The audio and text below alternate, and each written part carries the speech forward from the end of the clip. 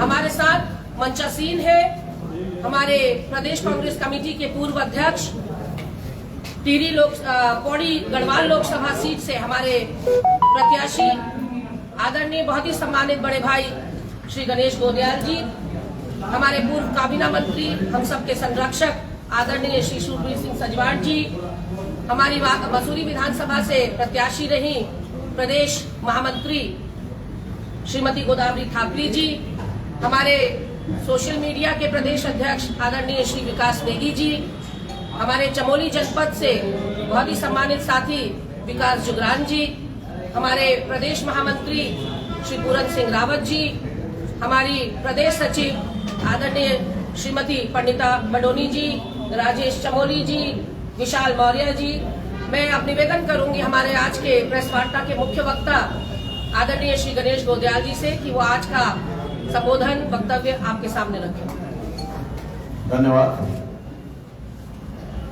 सम्मानित पत्रकार साथियों और मंचासीन समस्त के हमारे नेतागण, मैं आज आप लोगों के सामने एक महत्वपूर्ण मसले को लेकर आया हूं और वो मसला ये है कि भारतीय जनता पार्टी जो अभी आसन्न लोकसभा चुनाव जो चल रहे हैं पूरे उत्तराखंड में, ये माइक बंद कर दीजिए, आ रही है आवाज? माइक में आ रही है। ठीक है आवाज माइक बंद करना है।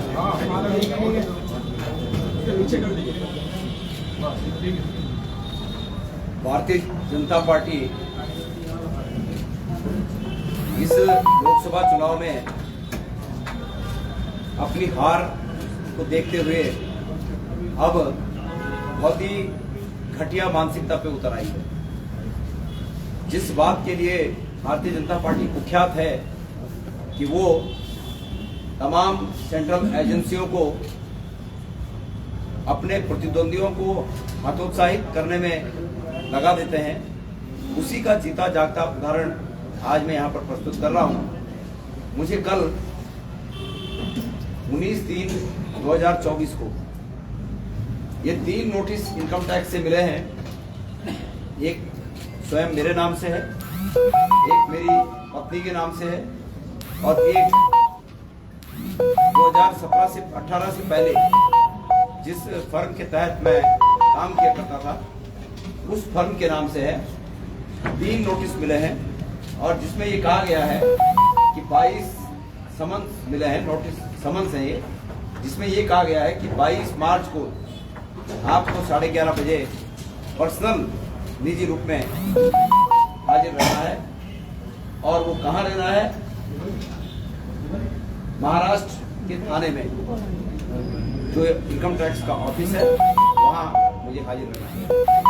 मैं ये मानता हूँ थाना डिस्ट्रिक्ट थाने महाराष्ट्र, मैं ये मानता हूँ कि अब जबकि गढ़वाल लोकसभा क्षेत्र में जो तमाम सर्वे हैं उसमें भारतीय जनता पार्टी जब ये देख रही है कि कांग्रेस का कैंडिडेट एक तरफा बढ़त बनाए हुए है और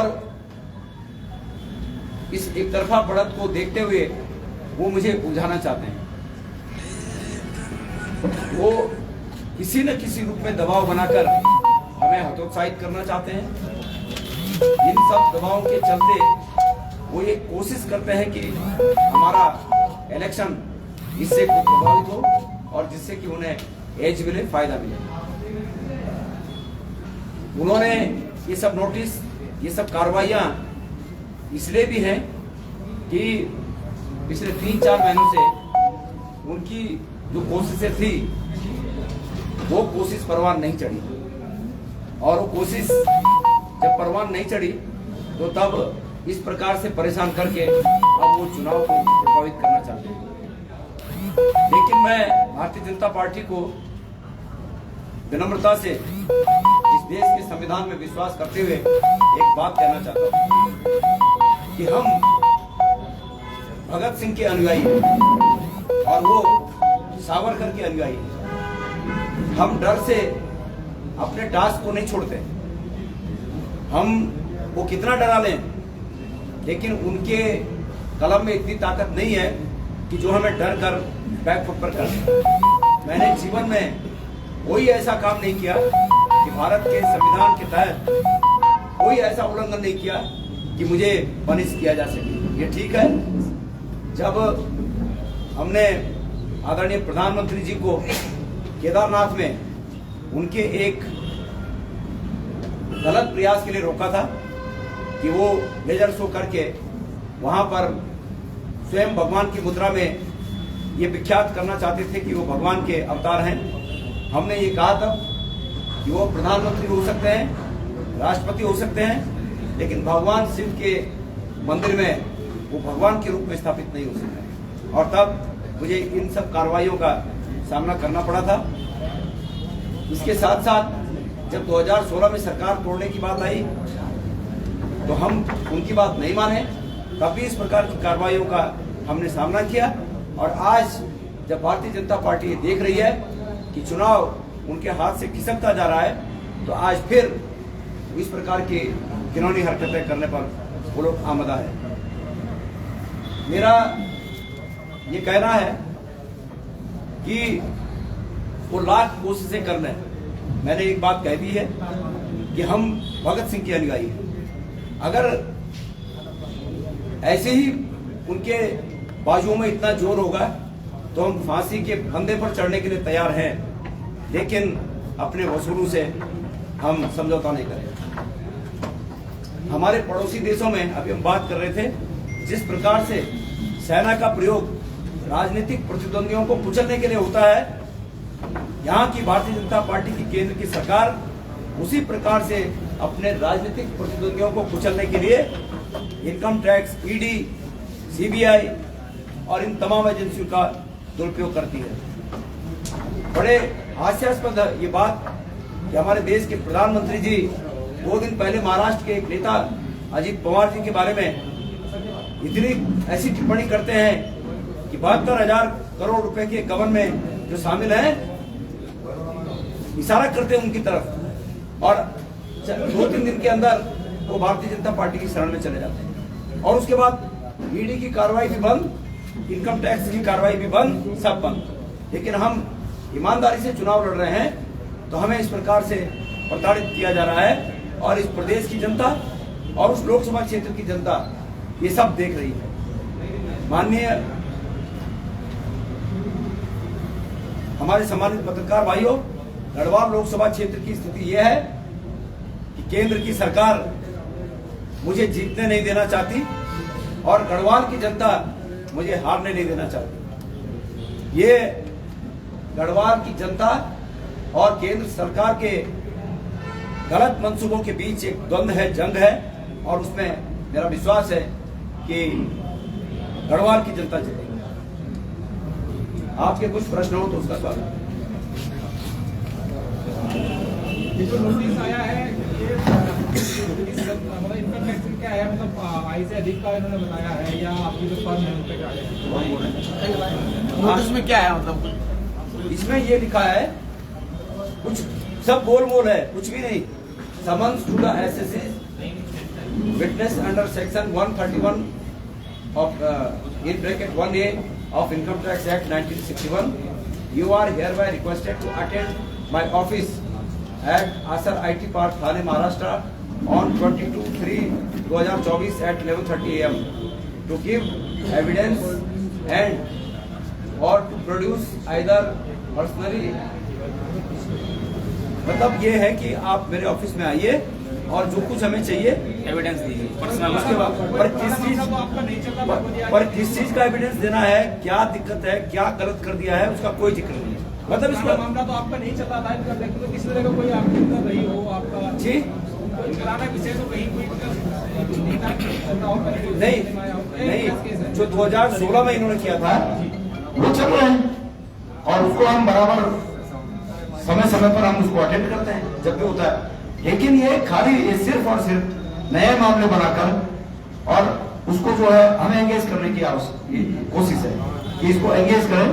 और मेरा ध्यान लोकसभा के चुनाव से हटकर और इन चीजों में मेरा ध्यान लग जाए, ये कोशिश है मेरा। ये देखिए मेरी बात सुनिए, मैंने पहले ये बात कही है कि मैंने जीवन में कुछ भी गलत नहीं किया। दुनिया इस बार हमारे देश कानून के तहत कोई ऐसा काम मैंने नहीं किया कि परेशान कर सकते हैं, लेकिन कुछ नहीं बिगाड़ सकते। मैंने कुछ गलत नहीं किया, कभी नहीं किया, क्योंकि मैंने हमेशा कहा है कि हमने नैतिकता को अपना सबसे पहला हमारा जो रहा है कि भाई नैतिकता के साथ चलना, वो बचपन से रहा, हमेशा रहा। तो ये मेरा कुछ नहीं कर सकते। लेकिन मैं ये कहना चाहता हूँ कि परेशान करने के लिए, चुनाव को हाथ से फिसलता हुआ देखकर ये परेशान करने के लिए इस प्रकार के समन्स मुझे जारी कर रहे हैं और गढ़वाल की जनता इसे देख रही है। 22 तारीख को आप मुंबई जाएंगे? नहीं, मैंने ये कहा है अपने चार्टर्ड अकाउंटेंट से और वकीलों से कि वो इसका जवाब दें कि मैं अभी लोकसभा चुनाव में व्यस्त हूँ और जैसे लोकसभा का चुनाव बीतेगा, समय बीतेगा, ये हम उसके बाद कानून के तहत इसको फेस करेंगे। गोदियाल जी आपने कोई गलती नहीं की आज तक। सबसे बड़ी गलती आपने कर दी है, बलूनी के खिलाफ आप चुनाव मैदान में आ गए और गलती तो आपने कर दी सर, बलूनी के खिलाफ चुनाव मैदान में आ गया। हाँ, शायद यही गलती है, वो उनकी नजर में हो सकती है, लेकिन हमारी नजर में ये हमारा लोकतांत्रिक अधिकार है। सर, जिस फर्म को लेकर के नोटिस दिया गया है, उस फर्म से अभी काम चल रहा है या कुछ नहीं? 2018 के बाद इन्होंने हमारी जांचें बिठाई, दिल्ली हाईकोर्ट में मेरे तमाम पेंडिंग जो पेमेंट थे वो तक मुझे नहीं मिले। दिल्ली हाईकोर्ट में केस चालू है। दिल्ली हाईकोर्ट ने सरकार को, केंद्र की सरकार को ये कहा कि इनका ये पेमेंट दे दीजिए, लेकिन उसके बावजूद नहीं दिया उन्होंने। अब हम अपील में, तो मतलब वो अलग चीज है। हम उसको कानून, मैंने अपने बेटे को कहा कि भाई प्राइवेट में काम कर रहा हूँ, लेकिन सरकारी काम जब तक केंद्र में ये सरकार है तब तक करना उचित नहीं है और हम नहीं करते ऐसे काम। लेकिन जो कोर्ट में केस है, निश्चित रूप में एक न एक दिन को पेमेंट देना पड़ेगा, पर हमने 2018 के बाद कोई काम नहीं किया और ये सिर्फ और सिर्फ परेशान करने के लिए समझ जारी किए।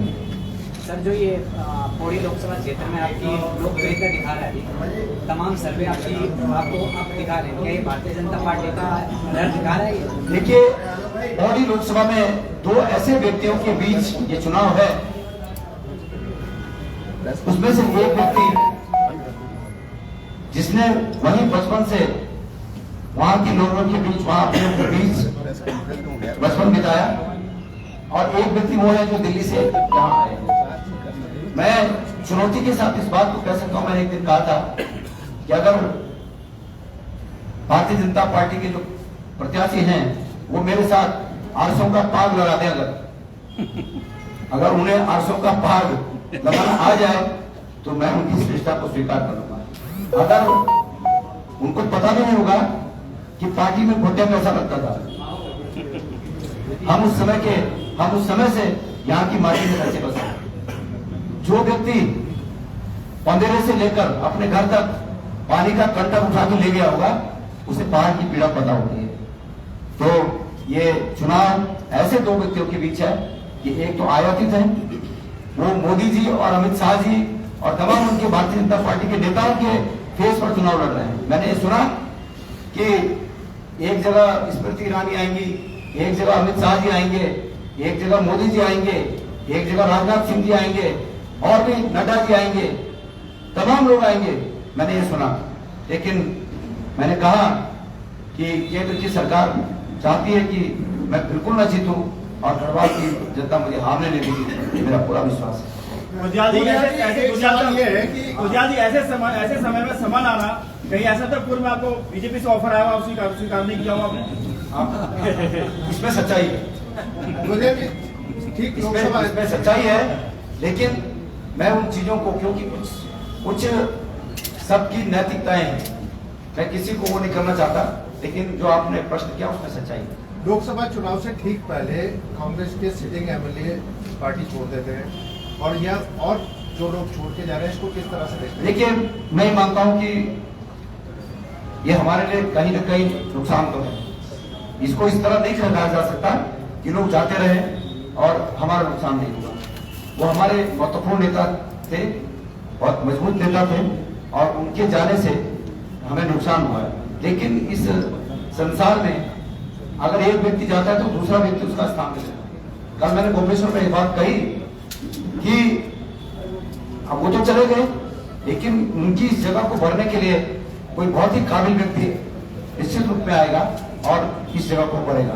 तो राजनीति में कोई जगह खाली नहीं रहती और किसी के जाने से परमानेंट नुकसान नहीं होता।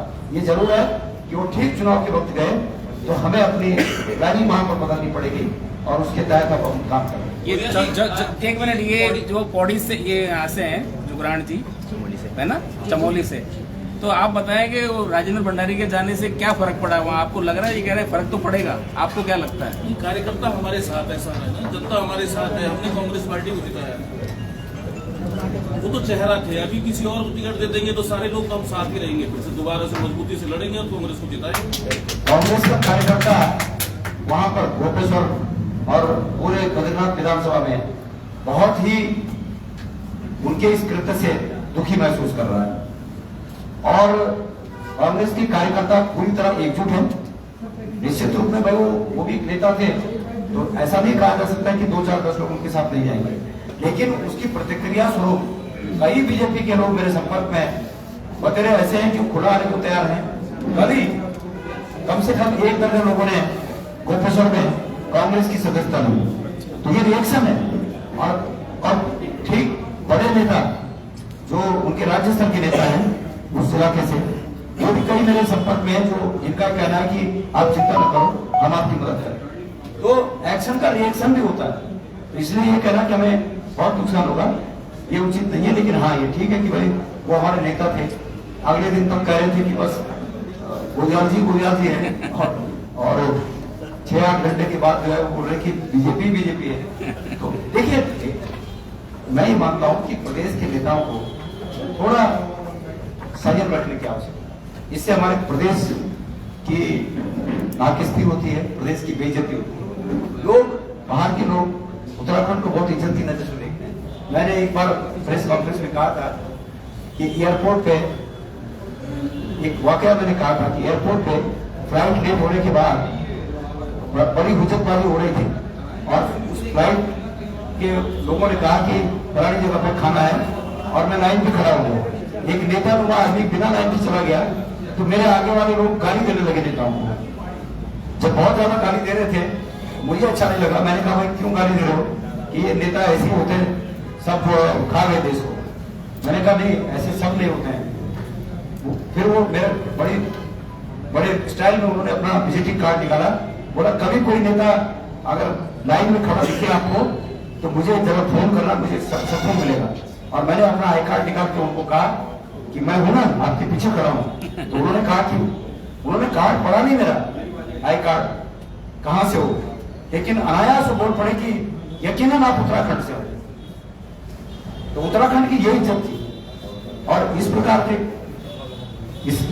के घटनाओं से हमारे प्रदेश की नाकिस्ती, हमारे प्रदेश की बेइज्जती, तो नेताओं को ये सब नहीं करना चाहिए, मुझे ऐसा लगता है। गोदियाल जी, राजेंद्र भंडारी के जाने से आपको फायदा है या नुकसान हो रहा? भाई मैंने उसका जवाब दे दिया, आपने नहीं सुना? मैं ये कह रहा हूँ कि राजेंद्र भंडारी के जाने से कांग्रेस के कार्यकर्ता अपनी जगह पर हैं, लेकिन वो एक महत्वपूर्ण नेता थे और आज तक की हमारी उस विधानसभा में चुनाव लड़ने की प्लानिंग उनके पीछे थी। एंड टाइम पर वो चले गए। अब हमें उसकी प्लानिंग चेंज करनी है और ये वक्त बताएगा कि फायदा होता है या नुकसान होता है। ये चुनाव के जिस दिन रिजल्ट आएगा उस दिन पता चलेगा।